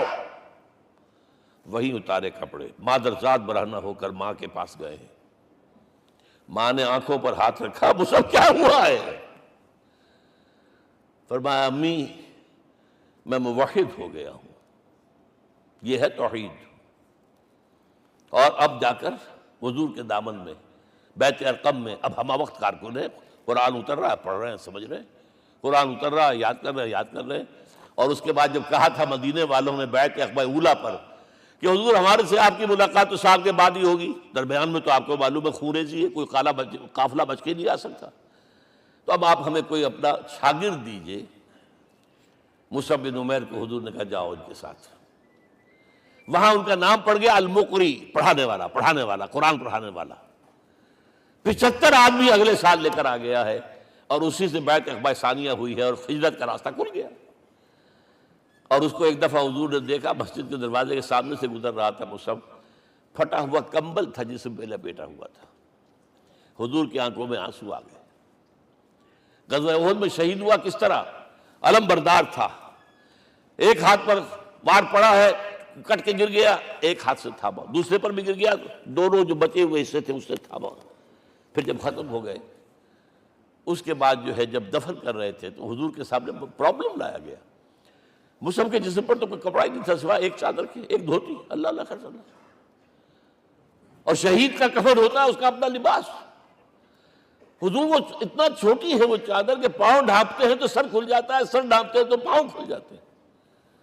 فرمایا سر کو ڈھانپ دو کپڑے سے اور پیروں پر گھاس ڈال دو. That was the last dress which Mus'ab got. تو یہ لوگ جو تھے محمد رسول اللہ والذین معہ, یہ ساتھی حضور کے, جنہوں نے حضور کے مشن میں آپ کا ساتھ دیا. اور ایک خاص مرحلے کا تو میں آپ کے سامنے ذکر ہی کر دوں, اس لیے کہ دین کی اقامت, دین کا غلبہ, اس میں تو جہاد اور قتال آئے گا لا محالہ. Nobody is going to allow you to change the system. اگر سسٹم بدلتا ہے تو اس کے ساتھ جو مفادات بدلتے ہیں وہ ختم ہو جاتے ہیں, جو پرولیجز ہیں وہ ختم ہو جاتے ہیں. لہذا جب غزوہ بدر کا مرحلہ آیا ہے, حضور نے مجلس شورا منعقد کی, اور آپ نے جو وحی سے آپ کو بتا دیا گیا تھا, دیکھو ایک قافلہ آ رہا ہے شمال سے, مال غنیمت سے لدا پھدا ہے, اور 50 صرف اس کے ساتھ محافظ ہیں. ایک لشکر آ رہا ہے جنوب سے, ریل کانٹے سے لیس, اور اللہ نے وعدہ کیا ہے کہ ایک پر ضرور تمہیں فتح دے گا, بتاؤ کدھر چلے. یہ اصل میں کسی بھی سپہ سالار کے لیے وقت ہوتا ہے کہ اپنے ساتھیوں کے مورال کا اندازہ کرے. کچھ ہوں گے ہم جیسے کمزور بھی, انہوں نے کہا کہ حضور پہلے قافلے کی طرف چلے, آسانی سے فتح بھی ہو جائے گی اور ہتھیار مل جائیں گے ہمیں. ہمارے پاس تو ہتھیار بھی نہیں ہے, گنتی کے لوگوں کے پاس تلواریں بھی نہیں سب کے پاس, تو 50 آدمیوں کے ہتھیار تو ملیں گے. پھر لشکر سے نپٹ لیں. اب حضور کہہ رہے ہیں اشیرونی اشیرونی اشیرونی. حضرت مقداد بن اسود کھڑے ہوتے, حضور ہمیں موسیٰ کے ساتھی نہ سمجھیے جنہوں نے کہہ دیا تفضل انت وربک فقاتلا انا ہاہنا قاعدون. ہم موسیٰ کے ساتھی نہیں ہیں, ہم آپ کے جانثار ہیں. آپ جو آپ کی نیت ہے آپ بسم اللہ کیجیے, ہم آپ کو کیا پتہ ہمارے ذریعے آپ کو اللہ تعالیٰ آنکھوں کی ٹھنڈک عطا فرمائے. حضور پھر فرمائے مجھے مشورہ دو, مجھے مشورہ دو. تب خیال آیا سعد ابن عبادہ رضی اللہ تعالیٰ عنہ کو, جو رئیس انصار تھے, ہو نہ ہو یہ ہماری طرف روئے سخن ہے, کیونکہ بیعت عقبہ ثانیہ جس کے نتیجے میں ہجرت ہوئی ہے اس میں طے یہ ہوا تھا کہ اگر یہ مکے والے مدینے پر حملہ آور ہوں گے آپ کو ختم کرنے کے لیے, ہم آپ کی حفاظت ایسے ہی کریں گے جیسے اپنے بیوی بچوں کی. اور ابھی مدینے پر حملہ ہوا نہیں ہے, حضور پری ایمپٹ کر رہے ہیں, باہر نکل کر مقابلہ کرنا چاہ رہے ہیں. تو گویا کہ انصار کور نہیں ہوتے اس کے اندر, اس لیے بار بار اشیرونی, مجھے مشورہ دو. اب سعد بن عبادہ کھڑے ہوتے ہیں, کانک تعنینا یا رسول اللہ صلی اللہ علیہ وسلم, اے اللہ کے رسول شاید آپ کا روئے سخن ہماری جانب ہے. فإنا آمنا بک وصدقناک, ہم آپ پر ایمان لا چکے ہیں, ہم نے آپ کی تصدیق کی, اب ہمارے پاس چوائس کون سا ہے؟ اگر آپ آگے چلیں ہم پیچھے چلیں گے, اگر برق الغباد تک پہنچیں گے ہم اپنی اونٹنیوں کو دبلا کر دیں گے، یمن کا آخری شہر جو ہے برق الغباد، اور اگر آپ ساحل سمندر پر کھڑے ہو کر اپنی سواری سمندر میں ڈالیں گے ہم بھی ڈال دیں۔ بہرحال یہ مراحل ہیں کہ جن سے گزر کر حضور نے اللہ کے دین کو غالب کیا اور قائم کیا، اور اس ہر سطح پر، ہر مرحلے پر صحابہ کرام نے آپ کا ساتھ دیا۔ جہاں آپ کا پسینہ گرا وہاں انہوں نے اپنی خون کی ندیاں بہا دی۔ محمد رسول اللہ والذین معہ اشداء علی الکفار رحماء بینہم، یہ ہے در حقیقت عظمت محمد صلی اللہ علیہ وسلم۔ آج کے دور میں سمجھ لیجئے اچھی طرح، یہ دور جس کا کہ فاتح ہیں حضور، فاتح سے مطلب افتتاح کرنے والے، اس دور میں اجتماعی نظام کی اصل اہمیت ہے۔ اجتماعی نظام غلط ہے، ایکسپلائٹیٹو ہے، تقسیم دولت کا نظام غلط ہے۔ کیا ہوگا؟ ایک طرف دولت جمع ہوگی، ایکومولیشن آف ویلتھ، ایک طرف بھوک، افلاس، فاقہ ہوگا۔ شاہ ولی اللہ دہلوی کہتے ہیں کہ جس معاشرے میں تقسیم دولت کا نظام غلط ہو جائے، یہ دو دھاری تلوار ہے، دو دھاری، دونوں طرف کاٹتی ہے۔ ایک طرف دولت جمع ہوگی تو عیاشیاں ہوں گی، بدماشیاں ہوں گی، گلچرے ہوں گے، وہ بھی خراب، معاشرے کے لیے خراب۔ اور ایک طرف فقر ہوگا اور بھوک ہوگی اور فاقہ ہوگا، یہ بھی خراب۔ اس لیے کہ حضور فرماتے ہیں کاد الفقر ان یکون کفرا، فقر تو انسان کو کفر کی حد تک پہنچا دیتا ہے، لہذا فق کو کل نظام کو توڑنا ہوگا۔ یہ الفاظ ہے شاہ ولی اللہ دہلوی رحمۃ اللہ علیہ کے، جو 12ویں صدی ہجری کے مجدد ہیں۔ اس نظام کو بدلنا، اب آپ سوچئے حضور صلی اللہ علیہ وسلم نے جب اپنے اس مشن کی تکمیل کر لی، تو میں اب دو باتیں آپ کو بتا رہا ہوں۔ چونکہ حضور کی بعثت صرف عرب کے لیے نہیں تھی، صرف عربوں کے لیے نہیں تھی، صرف ملک عرب کے لیے نہیں تھی۔ اگر یہ ہوتا تو آپ کا کام مکمل ہو گیا تھا، پورے عرب میں اللہ کی حکومت قائم ہو گئی، ایک ایک شخص تک قرآن پہنچ گیا۔ لیکن 5 جگہ قرآن میں آیا ہے وَمَا أَرْسَلْنَاكَ إِلَّا كَافَّةً لِلنَّاسِ بَشِيرًا وَنَذِيرًا، ہم نے نہیں بھیجا آپ کو مگر تمام انسانوں کے لیے بشیر اور نذیر بنا کر۔ لہذا کام مکمل نہیں ہوا۔ اقبال کہتا ہے وقت فرصت ہے کہاں، کام ابھی باقی ہے، نور توحید کا اتمام ابھی باقی ہے۔ یہ بھی تکمیل رسالت کا مظہر ہے کہ حضور سے پہلے کوئی رسول پوری نوع انسانی کے لیے نہیں بھیجا گیا، آپ پہلے رسول ہیں اللہ کے اور آخری جو پوری نوع انسانی کے لیے بھیجے گئے۔ حضرت عیسیٰ نے بھی یہی کہا تھا اپنے حواریین سے، تو سینٹ پال نے اسے تبلیغی مذہب بنایا ہے۔ انجیل میں اب بھی الفاظ موجود ہیں کہ I have been sent in search of the lost sheep of the house of Israel، میں تو اسرائیل کے گھرانے کی کھوئی ہوئی بھیڑوں کی تلاش میں بھیجا گیا ہوں، صرف بنی اسرائیل کے لیے۔ قرآن بھی کہتا ہے رسول الی بنی اسرائیل، واحد رسول ہیں جو پوری دنیا کے لیے بھیجے گئے۔ اچھا کہہ دینا تو آسان ہو گیا، اس کا مطلب کیا ہے؟ جب تک پوری دنیا پر اللہ کا دین غالب نہ ہو، محمد کا مقصد بعثت ہنوز شرمندہ تکمیل ہے، اور یہ ہوگا، اس کی خبر دی ہے۔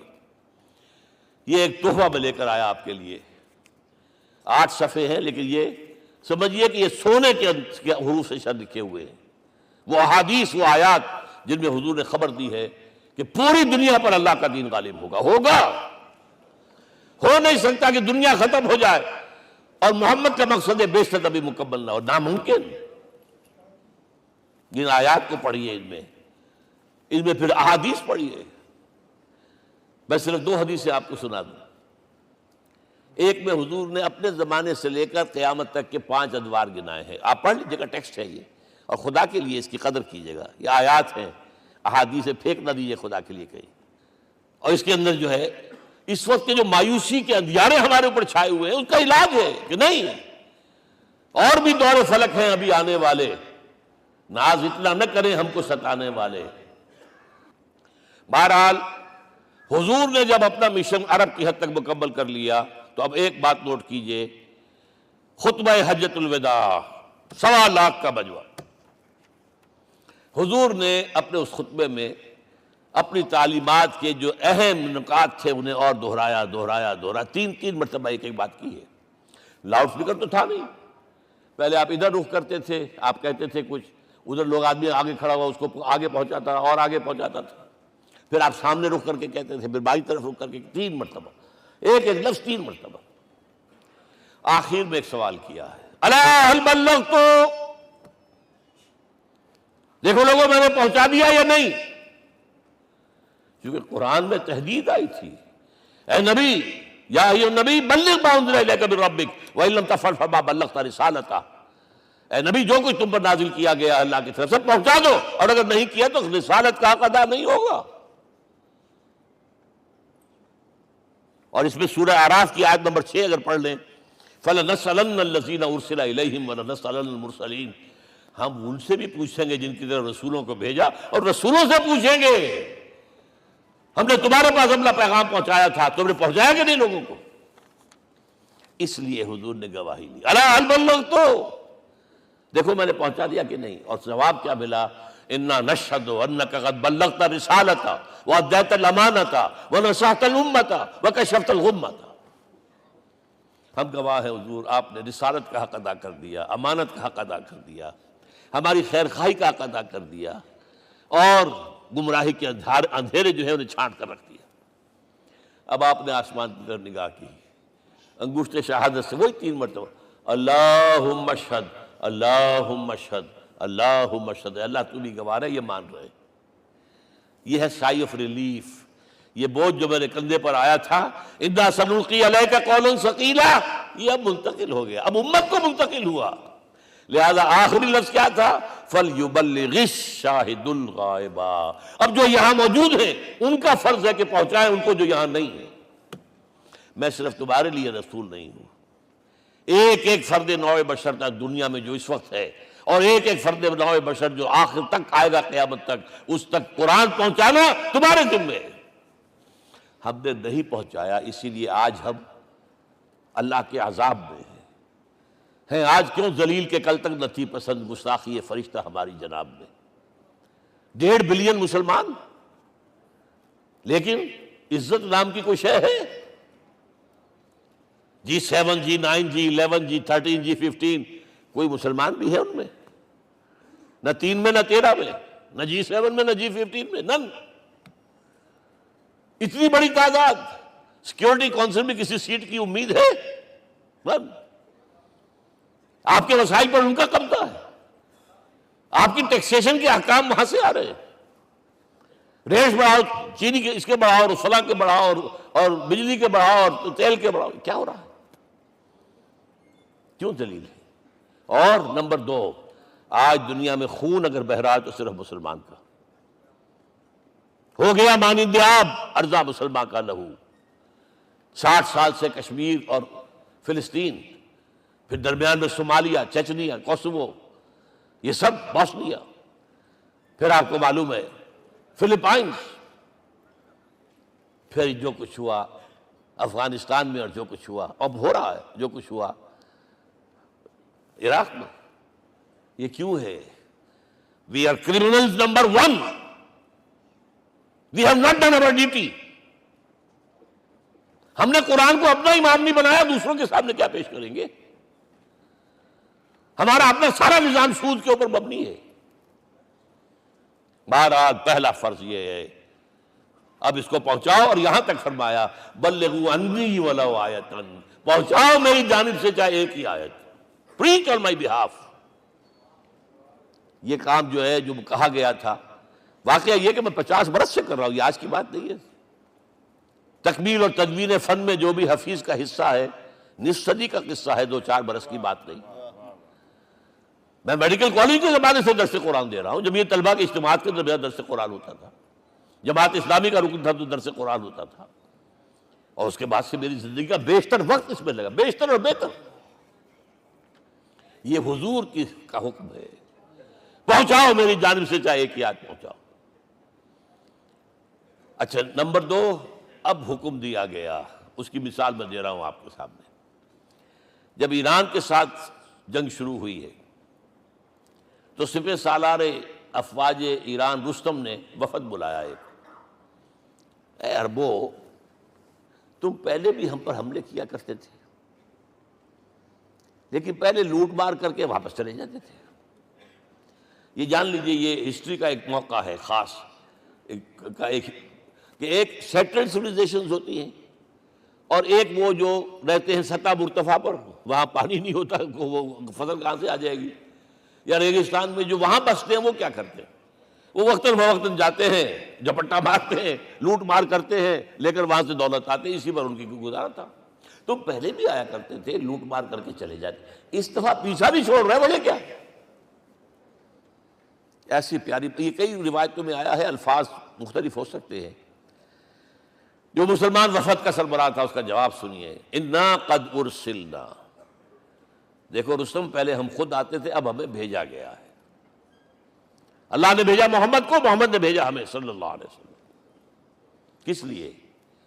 لنخرج الناس من ظلمات الجہالۃ الی نور الایمان ومن جور الملوک الی عدل الاسلام، اس لیے بھیجا گیا ہمیں کہ نوع انسانی کو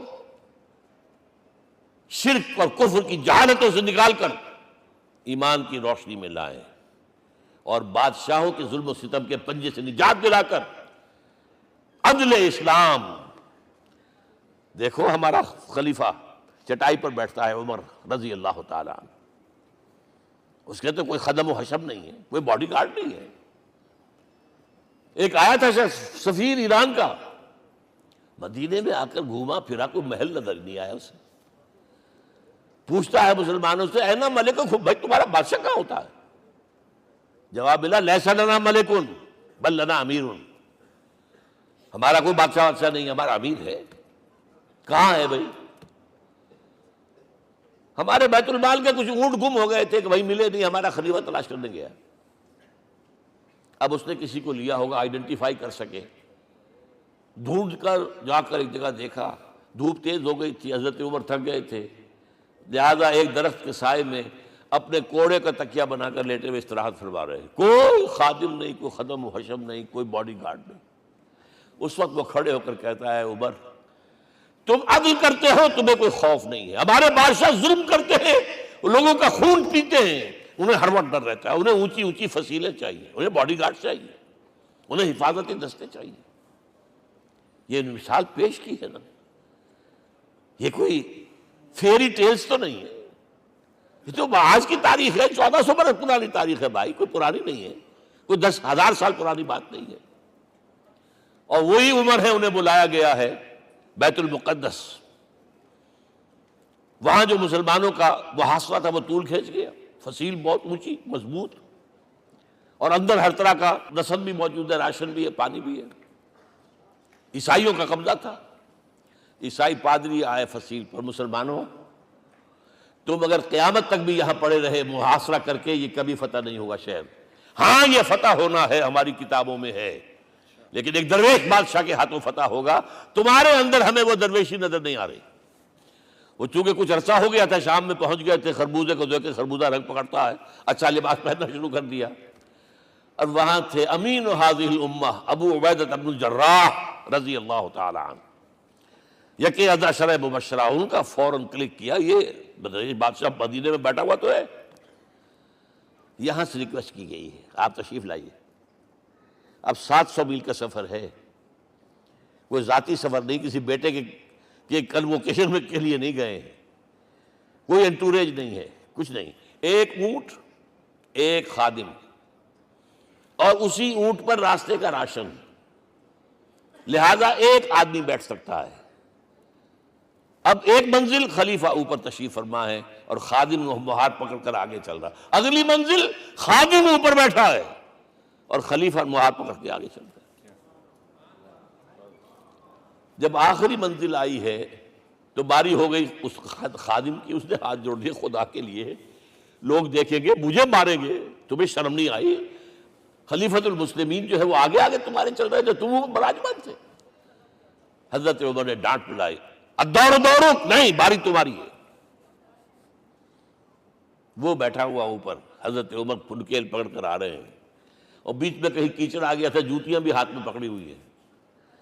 اب وہاں آتے ہی انہیں لے جایا گیا فصیل کے سامنے، انہوں نے اوپر سے اپنی کتابیں دیکھیں، ہاں یہی ہے درویش بادشاہ، یہ فتح نہیں ہوا تھا یروشلم، یہ ایک صلح کے طور پر انہوں نے دیا ہے، کھول دیا، آ جاؤ۔ اور انہوں نے شرط رکھوائی تھی کہ کہیں یہاں یہودیوں کو آباد نہیں ہونے دیں گے آپ۔ حضرت عمر نے اتنی رعایت کی تھی یہودیوں کے لیے کہ وہ یہاں آئیں، اپنے مقدس مقامات کی زیارت کر کے جا سکتے ہیں، لیکن یہاں سیٹل نہیں ہو سکتے، اس لیے وعدہ تھا۔ یہ وعدہ جو ہے سلطان عبدالحمید خان تک چلا ہے۔ بڑی سے بڑی رشوت پیش کی تھی زائرنسٹ نے، تمہارے سارے قرضے ہم ختم کر دیں گے، تم جو ہے ہمیں فلسطین میں آباد ہونے کا حق دے دو۔ نہیں، جو معاہدہ عمر کا تھا اس میں میں کوئی ترمیم نہیں کر سکتا۔ تو یہ مثالیں ہیں جو پیش کی گئی ہیں۔ میں تو کہا کرتا ہوں، جب میں نے پڑھا تھا کہ کرنل جمال عبد الناصر کی بیٹی سائیکل پر جاتی ہے کالج، چون لائی کی بیٹی بھی سائیکل پر کالج جاتی ہے، احساس ہوا تھا عظمت ہے نا آخر، چاہے وہ کسی غیر میں ہو۔ اور واقعہ یہ ہے کہ میں بیان کرنے سے رہ نہیں سکتا، جب میں نے لال بہادر شاستری کے بارے میں سنا، he had no house in the whole of India۔ یہ تو بھارت کی ڈیموکریسی کا ایک معجزہ ہے۔ A person who doesn't own a house in the whole length and breadth of India and he rose to his position of prime minister۔ ہمارے ہاں کسی میونسپلٹی کا جو ہے ممبر نہیں بن سکتا، اس کی بیوی اپنے گھر میں خود کھانا پکاتی تھی، کوئی ملازم نہیں تھا۔ اور جب ہارٹ اٹیک ہوا ہے تاشقند میں، تو وہ جو مرتے دم بات کی ہے اس نے ماتا جی سے کی ہے، بیوی سے نہیں کی۔ یہ ہماری مشرقی روایات ہیں، ماں کا مقام۔ لیکن یہ تمام مثالیں جو ہیں، پوری نوع انسانی 10 مرتبہ پیدا ہو کر ختم ہو جائے، حضرت عمر والی مثالیں نہیں لا سکتے۔ رات کو گشت کر رہے ہیں، ایک جگہ سے رونے کی آواز آئی، معلوم ہوا کہ بچے ہیں، بھوکے ہیں، رو رہے ہیں۔ ماں سے پوچھا گیا کیا معاملہ ہے، کہ کیا کروں، کچھ نہیں ہے، میں نے یہ آنڈی چڑھا دی ہے، چولہے کے اوپر آگ جلا دی ہے، بچوں سے کہا کچھ پک رہا ہے، ذرا انتظار کرو، سو جائیں گے۔ کانپ گئے، ایسی گئے سیدھے بیت المال، آٹے کی بوری اپنے غلام سے کہا میرے کندھے پر رکھ، پہلے چلتا ہوں۔ نہیں، قیامت کے دن تم میرا بوجھ نہیں اٹھا سکو گے۔ اپنے کندھے پر بوری رکھ کر لائے ہیں، کھانا پکوایا، کھلایا بچوں کو۔ اب اگر حضور یہ کہے کہ سید القوم خادم ہوں، تو یہ حقیقت تھی کہ نہیں تھی؟ ورنہ اگر یہ مثال نہ آتی تو کہتے جی شاعری تو اچھی ہے، بہت اچھا شعر کہہ دیا، کوئی سردار بھی کبھی خادم ہوا ہے۔ اب یہ ہے کہ یہ نظام دنیا میں، بس آخری بات پہ میں آ گیا ہوں، یہ خوشخبریاں میں آپ کے ساتھ یہ تحفہ لے کر آیا، یہ پڑھیے کہ نظام دوبارہ آنا ہے۔ محمد کی پیشین گوئی غلط نہیں ہو سکتی، وہ صادق المصدوق صلی اللہ علیہ وسلم۔ اگرچہ ابھی ہمیں اور سزائیں ملنی ہیں، اور سخت سے سختر سزائیں آنی ہیں۔ ابھی آرمگڈون سر پر تنی ہوئی ہے، کھڑی ہوئی ہے، ملحمۃ العظمیٰ جسے حدیث میں کہا گیا۔ آرمگڈون پتہ نہیں آپ نے کبھی سنا ہے کہ نہیں سنا ہے؟ یہ بائبل کی آخری کتاب جو ریولیشن جان ہے، اس میں ہے کہ ایک بہت بڑی جنگ ہوگی، گریٹر اسرائیل بنانے کے لیے بہت بڑی جنگ ہوگی، and you said the stage has been set for that۔ NATO تیار اسی کے لیے ہو رہا ہے دوبارہ۔ کس لیے؟ نیٹو چیف سے پوچھا گیا تھا کہ تمہارا دشمن جو تھا USSR تو ختم ہوا، گھٹنوں کے بل پڑا ہوا ہے، اب کس کے لیے اس کو ایکسٹینڈ کر رہے ہو اور آرگنائز کر رہے ہو؟ اب ہمیں مسلم فنڈامنٹلسٹ سے نمٹنا ہے۔ یہ ہے وہ کروسیڈ جو شروع ہوئی۔ یہودی اور عیسائی نیو کنزرویٹوز، نیو کونس، یہ دونوں جڑے ہوئے ہیں، ایک 5 پوائنٹ ایجنڈا ہے ان کا جس پر دونوں کا اتفاق ہے۔ تو ابھی ہم پر بڑے برے وقت آنے ہیں، ہمیں سزائیں ابھی اور ملنی ہیں، لیکن tables will be turned۔ دنیا میں اللہ کا دین قائم ہوگا، چاہے ابھی اور اپس اینڈ ڈاؤنز آئیں گے، لیکن ہوگا، لیکن ہوگی، وہ وقت آئے گا اللہ کا دین قائم ہوگا پوری دنیا میں۔ ایک حدیث میں آپ کو سنانے چلا تھا، حضرت ثوبان سے رضی اللہ تعالیٰ عنہ، مسلم شریف کی روایت ہے۔ حضور نے فرمایا ان اللہ زوالی الارض، اللہ نے میرے لیے پوری زمین کو لپیٹ دیا۔ فرائیت مشارقہا و مغاربہا، میں نے اس کے سارے مشرق دیکھ لیے، سارے مغرب دیکھ لیے۔ وَإِنَّ أُمَّتِي سَيَبْلُغُ مُلْكُهَا مَا زُوِّئَ لِي مِنْهَا، میری امت کی حکومت ان تمام علاقوں پر قائم ہو کر رہے گی جو اللہ نے زمین کو لپیٹ کر مجھے دکھا دیے۔ یہ ہونا ہے، and that is going to be the end of this world۔ Armageddon بھی آ جائے گی، پہلے ملحمۃ العظمیٰ بھی آئے گا، سزائیں بھی ملیں گی، بالآخر وہ ہوگا۔ لیکن آخری بات، میرے اور آپ کے لیے مسئلہ لمحہ فکریہ کیا ہے؟ میں اور آپ کہاں کھڑے ہیں؟ Are we on the side of Allah اور on the side of America? بہرحال یہ تو جو اپس اینڈ ڈاؤنز آنے ہیں، میرے اور آپ میں سے ہر شخص کے سوچنے کی بات یہ ہے، یہ تو انقلاب تو آئے گا، حضور کے ذریعے سے آیا، کچھ لوگ حضور کے ساتھی بن گئے، ان کی دنیا بن گئی، آخرت بن گئی، قیامت میں کے بعد جو کچھ ملنا ہے اللہ تعالیٰ روح و ریحان و جنت النعیم، کچھ رہ گئے کہ چاہے سگا چچا تھا محروم رہ گئے، ابو لہب۔ آج بھی یہ قافلہ ادھر چل رہا ہے۔ اقبال نے بالکل ٹھیک کہا ہے کہ دنیا کو ہے پھر مار کا روح و بدن پیش، تہذیب نے پھر اپنے درندوں کو ابھارا، اللہ کو پامر دیے مومن پہ بھروسہ، ابلیس کو یورپ کی مشینوں کا سہارا۔ اور صحیح کہا ہے، آخری بات جو کہہ رہا ہوں، ایک نقطہ میرا رہ گیا ہے، وَاتَّبَعُوا النُّورَ الَّذِي أُنزِلَ مَعَهُ، چوتھی بات، اور یہ کہ وہ لوگ جو اس نور کا اتباع کریں گے کہ جو ان کے ساتھ نازل کیا قرآن، اس لیے کہ قرآن ہی ذریعہ ہے، آلہ انقلاب ہے۔ قرآن انسانوں کو بدلتا ہے، افراد کو، افراد مل کر جماعت بن کر وہ جو انقلاب برپا کرتے ہیں، بٹ انڈیویجول چینج۔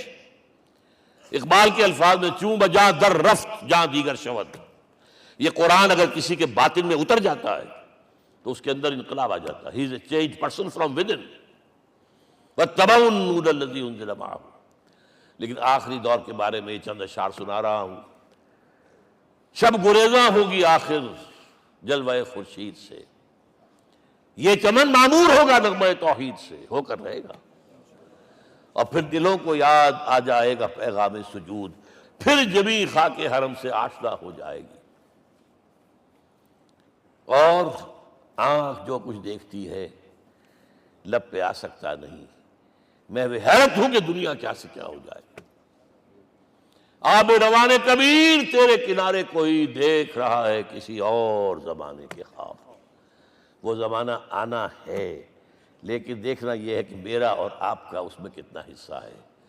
اقول قولی ھذا واستغفر اللہ لی ولکم ولسائر المسلمین والمسلمات۔